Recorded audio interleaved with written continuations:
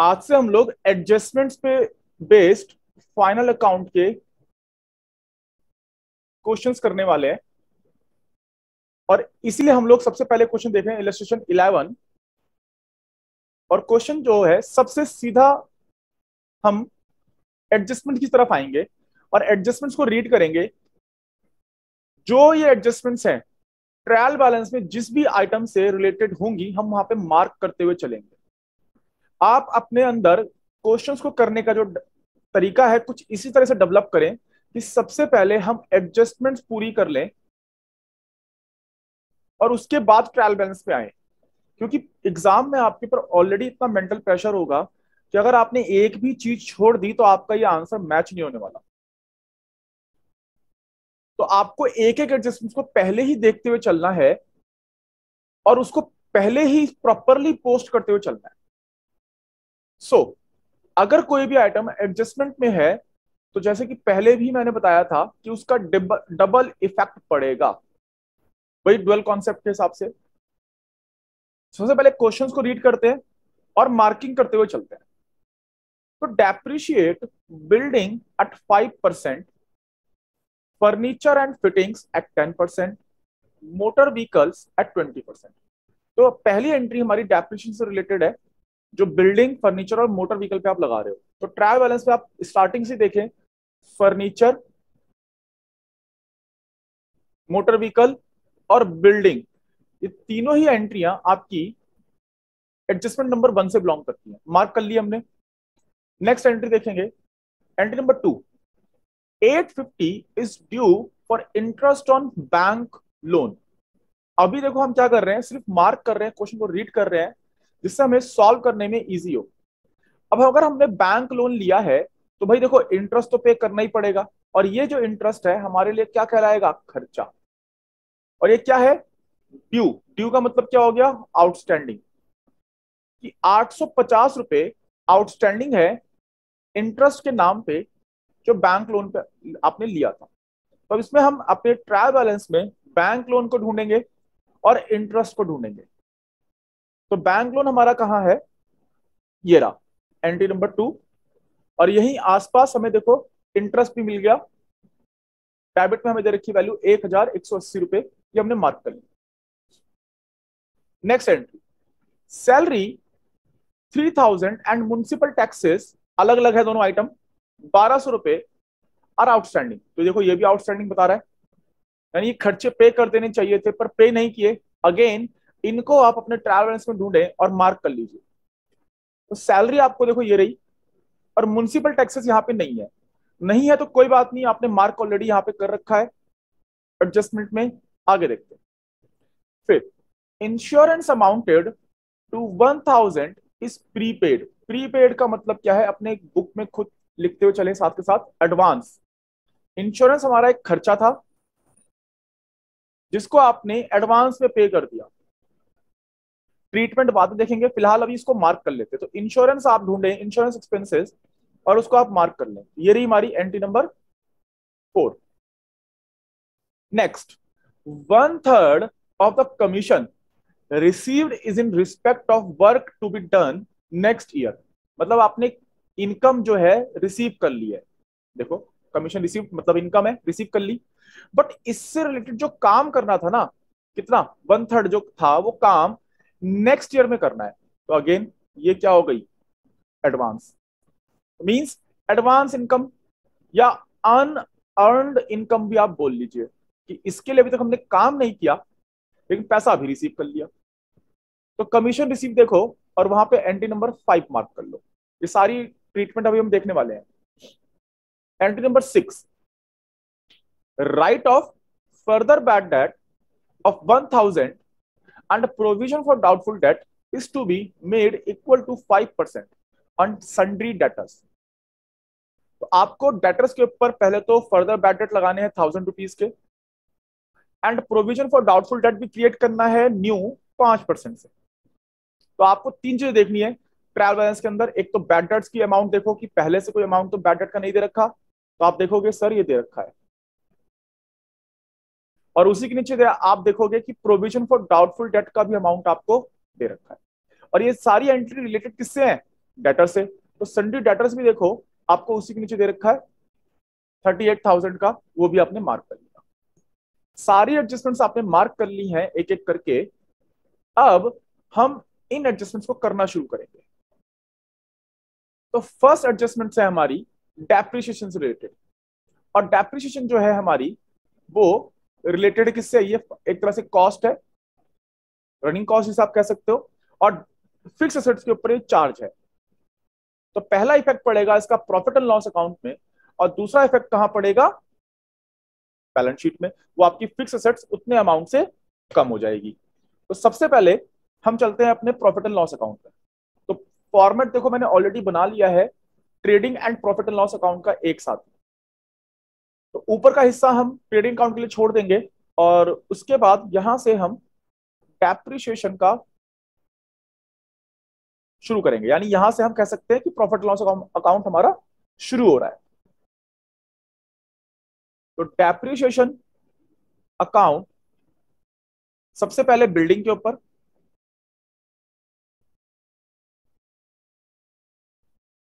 भाई बिल्डिंग आपकी कितने की है, बिल्डिंग है आपकी 75,000 की, मल्टीप्लाई बाय आपका इंटरेस्ट कितना है बिल्डिंग के ऊपर 5%, यह आपका आ जाएगा 3,750। अच्छा, उसके बाद नेक्स्ट फर्नीचर एंड फिटिंग्स, इसके ऊपर डेप्रिसिएशन लगाना है। और फर्नीचर फिटिंग्स आपके कितने के हैं 6,400। रेट ऑफ डेप्रिसिएशन आपका 10% है, ये कितना आ जाएगा 640। नेक्स्ट आपकी मोटर व्हीकल, मोटर व्हीकल के ऊपर जो डेप्रिसिएशन है वो 20% है, और मोटर व्हीकल आपको जो दे रखी है वो है आपकी 62,500। ट्रायल बैलेंस में 20%। देखो मार्क करने से यही फायदा आपको हुआ कि आपको अब आइटम तुरंत दिख जाएगी, ढूंढनी नहीं पड़ेगी। ये वैल्यू आएगी आपकी 12,500, और टोटल यहां पे आ जाएगा 16,890। तो फर्स्ट इफेक्ट तो हमारा ये हो गया। सेकंड इफेक्ट कहां पड़ेगा, बैलेंस शीट में, और आप बैलेंस शीट में इसको ले जाके मतलब दो माइनस कर देंगे। इफेक्ट। अब आप चाहें तो फिक्स एसेट्स और करंट एसेट्स को अलग अलग कर सकते हैं, और उसके अकॉर्डिंगली आप जैसे प्रीवियस क्लासेस मैंने आपको सिखाया है, यहाँ पे हम क्या कर रहे हैं, जैसे जैसे जिस ऑर्डर में आइटम जो मिलती जा रही है हम उसी ऑर्डर में आइटम को लिखते चले जाते हैं। तो देखो सबसे पहले हमारे पास बिल्डिंग थी, और बिल्डिंग आपकी कितने रुपए की थी 75,000। इसके ऊपर आपने डेप्रिसिएशन लगा दिया, चार्ज कर दिया, तो नेट वैल्यू आएगी बैलेंस शीट के अंदर, हमेशा ध्यान रखना। तो 3,750, तो आपकी वैल्यू कितनी आई 71,250। नेक्स्ट आपने फर्नीचर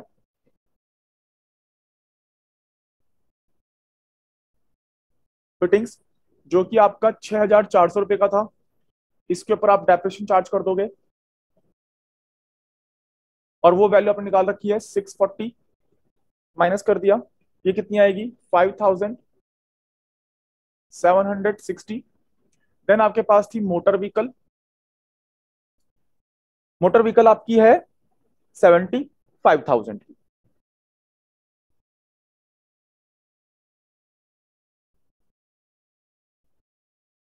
और इसके ऊपर आपने डेप्रिसिएशन लगाया था 12,500। सर मोटर व्हीकल तो 62,500 की है। ओके चलो भाई 62,500, 500। Thank you so much. तो ये आपकी वैल्यू कितनी आ गई 50,000 आ गई, करेक्ट। तो हमारी इस तरह से डेप्रिसिएशन की डबल पोस्टिंग हो गई। आप अपनी बैलेंस शीट में जो भी वैल्यू दिखाओगे खासकर फिक्स एसेट्स की, वो नेट वैल्यू आती है हमेशा, कि एक्चुअल वैल्यू उनकी कितनी है, कि मान लो कल को अगर आप बेचते हो तो उसकी बुक वैल्यू क्या बनती है, वो आप यहाँ पे शो करने वाले हो, करेक्ट। चलो, तो फर्स्ट एंट्री हमारी कंप्लीट और उसकी डबल पोस्टिंग हमने कर दी। नेक्स्ट एंट्री हमारी सेकंड, जो रिलेटेड है इंटरेस्ट से, बैंक लोन। देखो एंट्री नंबर 2 हमारी ये रही। बैंक लोन हमारा कितने का है? 30,500 क्रेडिट साइड पे दिया है, मींस ये हमारे लिए लाइबिलिटी है। लेकिन इसके ऊपर आपने देखो इंटरेस्ट कितना लगा रखा है, 1,180 रुपीज। ओके, आते हैं। तो सबसे पहले हम लोग चलेंगे अपनी प्रॉफिट एंड लॉस अकाउंट में। यहां पे हम लिखेंगे देखो टू इंटरेस्ट, और ट्रायल बैलेंस में जो इंटरेस्ट शो कर रखा है दैट मींस कि इतना इंटरेस्ट आपने पे कर दिया, और जो एडजस्टमेंट में आपको इंटरेस्ट की वैल्यू दे रखी है वो आपका देखो ड्यू बोलता है, दैट मींस वो आपका आउटस्टैंडिंग इंटरेस्ट है। और आउटस्टैंडिंग एक्सपेंसेस जो भी हमारे होते हैं उसको हम करते हैं ऐड। तो ये आपका आ जाएगा 2,030 रुपी। जब बैलेंस शीट में जाओगे तो फर्स्ट ऑफ ऑल हम एक काम करते हैं, अपना बैंक लोन यहां पे लिख देते हैं। बैंक लोन आपका जो है उसका अमाउंट है 30,500, और इसमें आप जो आउटस्टैंडिंग इंटरेस्ट है वो ऐड कर दोगे, विच इज 8,000, सॉरी 850। तो टोटल अमाउंट आपका आ जाएगा 31,350। आप चाहो तो बैंक लोन का अमाउंट को अलग दिखा दो, आउटस्टैंडिंग इंटरेस्ट के अमाउंट को अलग दिखा दो, लेकिन बैलेंस शीट में ये आउटस्टैंडिंग इंटरेस्ट आएगा क्योंकि ये आपकी एडजस्टमेंट्स में है। हमारी लायबिलिटी है, मींस ये इंटरेस्ट हमें पे कर देना चाहिए था पर अभी तक हमने पे नहीं किया, करेक्ट। तो ये आपकी एडजस्टमेंट हो गई आउटस्टैंडिंग इंटरेस्ट से। और जितने भी हमारे आउटस्टैंडिंग के खर्चे होंगे लगभग सबकी ट्रीटमेंट कुछ ऐसी ही होगी। नेक्स्ट देखते हैं एंट्री नंबर 3। जैसे कि आपकी कहता है कि सैलरी 3,000 आउटस्टैंडिंग है, तो सैलरी देखो हमने मार्क कर रखी है 33,000 की है, और ये हमारा एक इनडायरेक्ट एक्सपेंस है। अगर यही वेजेस लिखा होता तो ट्रेडिंग अकाउंट में आता, बट सैलरी है, इनडायरेक्ट एक्सपेंस कहां जाएगा? प्रॉफिट एंड लॉस अकाउंट में जाएगा। और आउटस्टैंडिंग सैलरी एडजस्टमेंट में आपको 3,000 दे रखी है, तो आउटस्टैंडिंग क्या होते हैं? ऐड होते हैं। तो इसे ऐड कर लेते हैं टू सैलरीज अकाउंट 33,000, और इसमें क्या करोगे भैया? आउटस्टैंडिंग सैलरी विच इज 3,000 आपने ऐड कर दिया, और ये कितना आया? 36,000। एंड अगेन आउटस्टैंडिंग को आप कहां शो करेंगे? बैलेंस शीट में। यहां लिख दोगे आउटस्टैंडिंग सैलरीज 3,000। एंड सिमिलरली आपकी एडजस्टमेंट होगी म्युनिसिपल टैक्सेस की। अब म्युनिसिपल टैक्सेस अगर आप देखो, हमें ट्रायल बैलेंस में कहीं भी गिवन नहीं है। अगर ट्रायल बैलेंस में गिवन नहीं है दैट मींस कि हमने म्युनिसिपल टैक्सेस पे ही नहीं किए, यानी पूरा का पूरा अमाउंट आपका आउटस्टैंडिंग हो गया एक तरह से। तो नेवरदलेस जो ट्रीटमेंट अभी हमने सैलरी आउटस्टैंडिंग की करी वो यहां पे करेंगे। तो यहां लिख दोगे to outstanding municipal taxes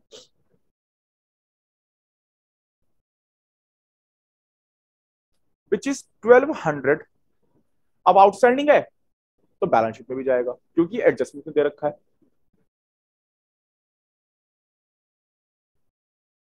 municipal taxes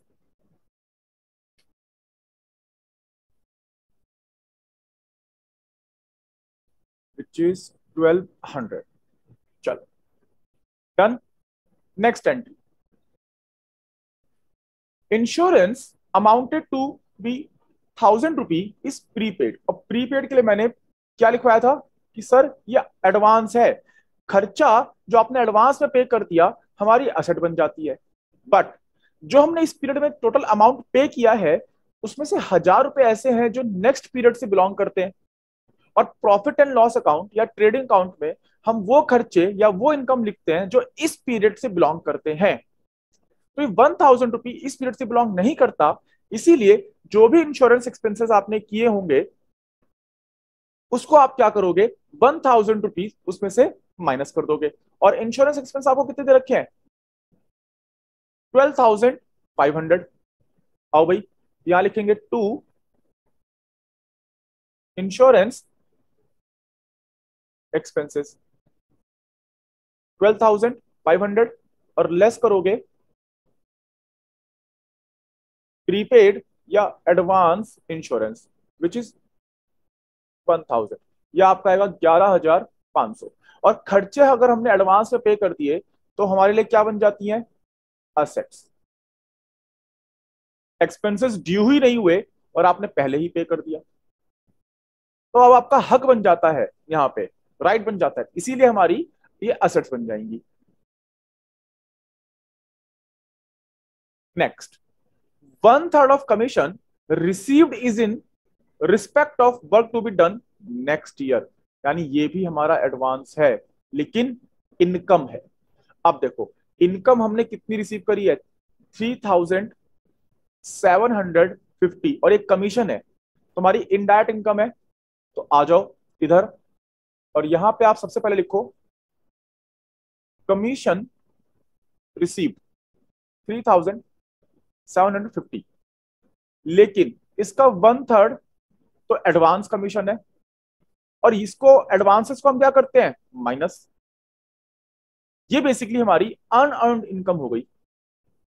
ये पैसा आपने कमाया भी नहीं और पहले ही रिसीव कर लिया, और जब पहले रिसीव कर लिया तो इसके लिए हमारी ऑब्लिगेशन क्रिएट होती है, तो ये लाइबिलिटी बन गई विच इज 1,250 रुपी। और ये आपका कितना आएगा? 2,500, 2,500 रुपए आ गए। एंड बैलेंस शीट में चलोगे, लाइबिलिटी है क्योंकि एडवांस में पैसा रिसीव कर लिया, तो एडवांस कमीशन 2,500 रुपए आपने यहां डाल दिया। एक चीज बच्चों समझना ध्यान से, मैं हर एक एडजस्टमेंट की डबल पोस्टिंग साथ के साथ ही करते हुए चल रहा हूं। अगर आपने साथ के साथ साइमल्टेनियसली पोस्टिंग नहीं करी हर अकाउंट में, तो आपका एक क्वेश्चन मैच नहीं होगा, बहुत डिफिकल्टीज आएंगी। और जितना ज्यादा समय यहां खराब करोगे, समझ लो पेपर में किसी ना और किसी दूसरे क्वेश्चन का टाइम आप खराब कर रहे हो, तो आपका पेपर कहीं ना कहीं छूट जाएगा। तो हर बार जब भी एडजस्टमेंट्स आप पढ़ रहे हो तो उसको ध्यान से देखना कि आपने दोनों जगह पोस्ट किया कि नहीं किया, प्लस माइनस आपने सही से किया या नहीं किया। एडवांसेस माइनस होते हैं, आउटस्टैंडिंग ऐड होती है। आउटस्टैंडिंग लायबिलिटी है, एडवांसेस जो एक्सपेंसेस हैं वो एसेट्स बन जाती हैं। यही अगर इनकम हमने एडवांस में रिसीव कर ली तो लायबिलिटी बन जाती है। ये जो बातें हैं इनको ध्यान रखना। और ये कैसे पक्की होंगी? जितनी ज्यादा प्रैक्टिस करोगे उतनी ही ज्यादा आपकी ये चीजें और पक्की होती जाएंगी। लास्ट एंट्री देखते हैं, 6th, कहता है right of further bad debt S 1,000 and provision for doubtful debt is 5%। चलो भाई, तो सबसे पहले एक काम करते हैं, ये देखो हमारा ये रहा बैड डेट 1,250 रुपीज है, और फर्दर बैड डेट कितना है आपका? 1,000। सन्डी डेटर आपको 38,000 देखो ये दे रखा। तो इसकी जरा पोस्टिंग करते हैं पहले। तो आते हैं यहां हम करेंगे टू बैड डेट्स जो आपको 1,250 रुपए दे रखा है, और ऐड करोगे इसमें further bad debts which is 1,000। Now जब मैंने आपको एडजस्टमेंट बताई थी तो मैंने आपको एक चीज कही थी कि जब भी प्रोविजन फॉर डाउटफुल डेट आप निकालोगे वो हमेशा नेट डेटर्स पे निकलेगा। नेट डेटर्स का मतलब क्या है कि अगर आपको इलस्ट्रेशन या क्वेश्चन में फर्दर बैड डेट की एंट्री दे रखी है तो सबसे पहले उसे माइनस करोगे। यानी यहां से हम क्या करेंगे? सबसे पहले हम फर्दर बैड डेट को माइनस कर देते हैं, और ये वैल्यू आपके आ गई 37,000। देखो मैंने बैलेंस शीट में ही शो कर दिया, क्योंकि बैलेंस शीट में अगेन मैंने बोला हमारी असेट जो है वो नेट वैल्यू आएंगी, तो सन्डी डेटर की नेट वैल्यू डालनी है। तो फिलहाल जो फर्दर बैड डेट है उसको आपने 1,000 रुपी माइनस किया, और यहां से आपकी जो वैल्यू निकल के आएगी 37,000 निकल के आएगी। तो प्रोविजन फॉर डाउटफुल डेट जो आप कैलकुलेट करोगे वो ये नेट डेटर जो 37,000 रुपीज का आपने कैलकुलेट किया है इसके ऊपर लगाओगे, और वो यहां पे भी ऐड हो जाएगा। Add new provision for doubtful debts. और कितने पे निकालेंगे ये हम? 37,000 पे निकालेंगे। और हमें कितनी परसेंट बोल रखी है ये? आई थिंक 5% बोला हुआ है, जो हमारा new provision for doubtful debt होगा 5%। और ये वैल्यू हमारी आएगी 1850 रुपी। आप इसका टोटल कर लो, ये हमारा आएगा 4100। क्लियर? नाउ अब चेक करना है कि क्या ट्रायल बैलेंस में आपको old provision for doubtful debt दिया है। अगर वो गिवन है तो उसे आप यहां पे माइनस कर दोगे। तो ओल्ड प्रोविजन फॉर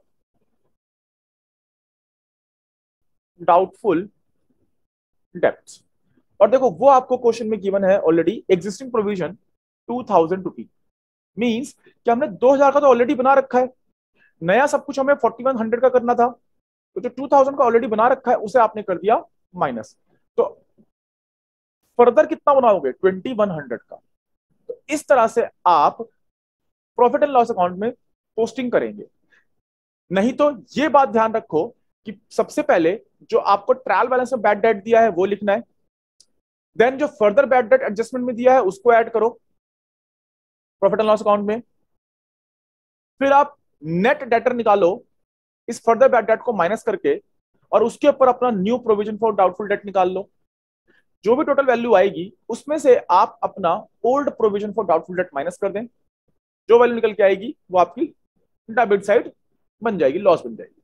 कई बार ऐसा होगा कि ये वैल्यू निगेटिव हो सकती है, मींस कि आपका जो old provision for doubtful debt है वो ज्यादा होगा ये टोटल वैल्यू से। तो ऐसे में आप ये सारी फिगर्स उठा के क्रेडिट साइड में ले जाएंगे। जो भी वैल्यूज माइनस में है, जैसे कि ओल्ड प्रोविजन यहाँ पे माइनस में है तो प्लस में हो जाएगा, और बाकी सारी वैल्यू यहाँ पे प्लस में है तो इधर आके माइनस में हो जाएंगी, और अमाउंट आपका क्रेडिट साइड में आ जाएगा। खैर, अब हम क्या करेंगे, जो new provision for doubtful debt है उसको भी यहां से माइनस कर देंगे बैलेंस शीट में। तो new provision for doubtful debts, और ये आपने कितने का निकाल रखा है? आपने 1850 रुपए।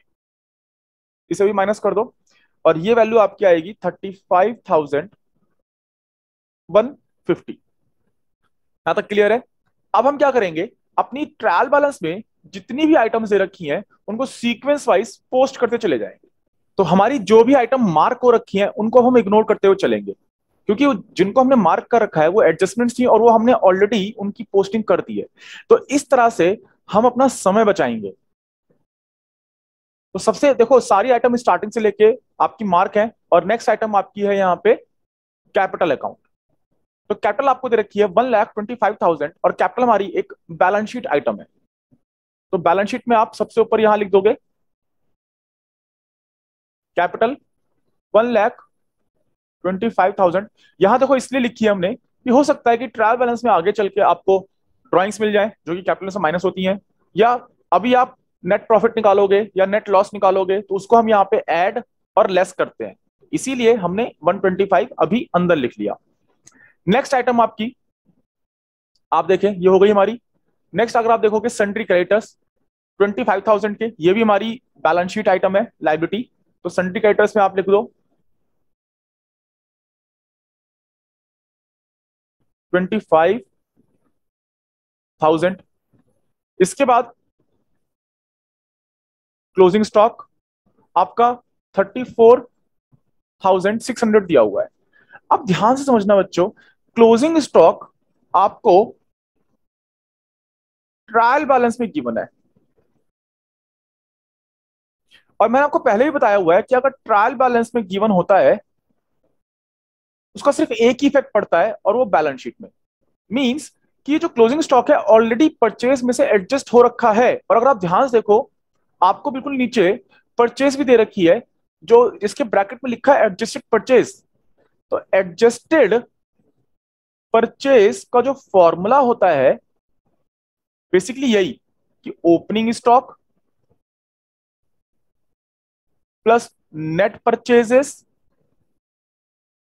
Minus closing stock.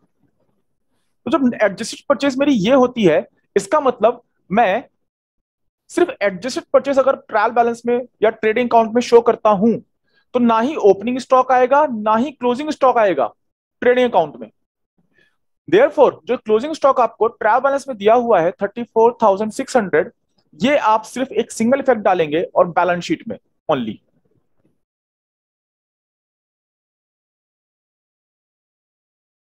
और क्लोजिंग स्टॉक की जो आपको वैल्यू दे रखी है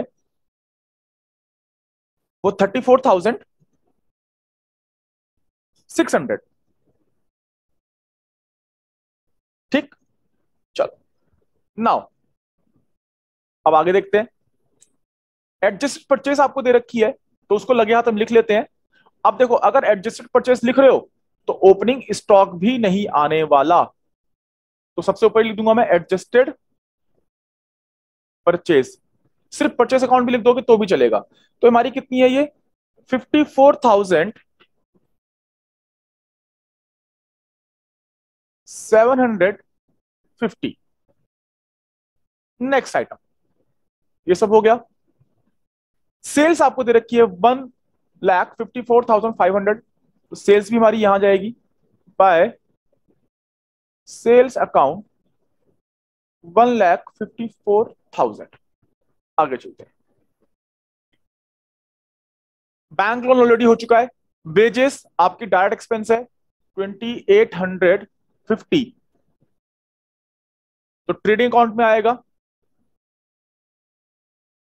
टू वेजेस अकाउंट 2,850 रुपए। उसके बाद आपको दे रखा है रेंट, और रेंट कितना है आपका 5,000। तो प्रॉफिट एंड लॉस अकाउंट में चले जाओगे, यहां लिख दोगे to rent account 5,000। And next advertising, ये भी खर्चा है हमारा इनडायरेक्ट एक्सपेंस 4,500। तो मैं इसको शॉर्ट में एडीबीटी लिख देता हूं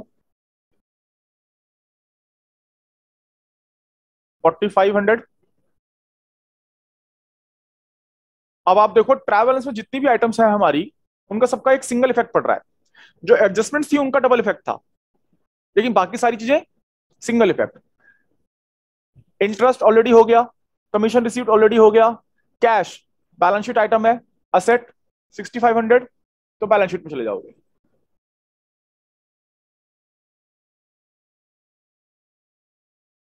$6,500।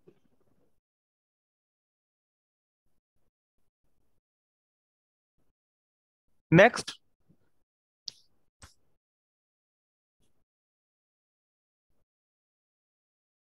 इंश्योरेंस ऑलरेडी हो गया। जर्नल एक्सपेंसेस 7,820, तो हमारी general expenses profit and loss account में अगेन टू जर्नल एक्सपेंसेस 7,820। अगर आप देख रहे हो ध्यान से, तो मैंने ट्रेडिंग और प्रॉफिट एंड लॉस अकाउंट एक साथ बनाया है और दोनों को प्रॉपरली स्पेस दिया था। मुझे लगा कि अब अगर क्वेश्चन में ज्यादा आइटम ट्रेडिंग अकाउंट में नहीं आने वाली है, तो धीरे धीरे मैं ऊपर ही बढ़ता जा रहा हूं, आइटम लिखते चले जा रहा हूं। तो इस तरह से ये प्रैक्टिस भी आपको जितने ज्यादा क्वेश्चंस करेंगे उसी हिसाब से आप क्वेश्चन की लेंथ और आइटम्स के हिसाब से देख पाएंगे कि फॉर्मेट आपको कितना बड़ा बनाना है। Further prepaid rent. अब देखो, प्रीपेड का मतलब मैंने आपको ऑलरेडी बताया है कि एडवांस है। ये हमारा 4,150 से एडवांस रेंट है और ट्रायल बैलेंस में दिया हुआ है। तो जब भी ट्रायल बैलेंस में कोई भी आउटस्टैंडिंग या एडवांस दिया होगा, तो वो आपकी बैलेंस शीट आइटम बन जाएगी। ठीक, तो एडवांस रेंट आप लेके जाओगे, खर्चा था आपने पहले ही पे कर दिया, तो सिंगल इफेक्ट पड़ेगा सिर्फ बैलेंस शीट में 4,150। एंड ऐसे ही आपको नेक्स्ट आइटम दे रखी है इसमें last trade expenses accrue. Accrue का मतलब होता है outstanding, accrue but not paid, यानी आपने ये जो खर्चा था एक्रू तो हुआ पर पे नहीं किया 9,250 रुपीज से। तो आप कहां लिखोगे, वही बैलेंस शीट में आप इसे लिखोगे। आउटस्टैंडिंग आइटम है लायबिलिटी, सिंगल इफेक्ट पड़ेगा आउटस्टैंडिंग ट्रेड एक्सपेंसेस 9,250 रुपीज। चलो भाई, हमने अगर अब सारी अगर पोस्टिंग कर ली है, जो कि हमने कर ली, सबसे पहले हम अपने ट्रेडिंग अकाउंट को क्लोज करेंगे और उसके बाद हम अपने प्रॉफिट एंड लॉस अकाउंट को क्लोज करेंगे। यहां टोटल कर लेते हैं। तो देखने से हमें साफ पता चल रहा है कि हमारी क्रेडिट साइड विच इज 1,54,500 आती है। तो यहां से हमें निकल के आएगा नेट, सॉरी, ग्रॉस प्रॉफिट निकल के आएगा। तो टू ग्रॉस प्रॉफिट सीडी, और ये अमाउंट आप कहां ट्रांसफर कर दोगे? Transfer to profit and loss account. ये क्या है आपका? बैलेंसिंग फिगर यहां से। तो ग्रॉस प्रॉफिट आपका निकल के आएगा 96,900, और ये अमाउंट आपका उठ के किधर आ गया?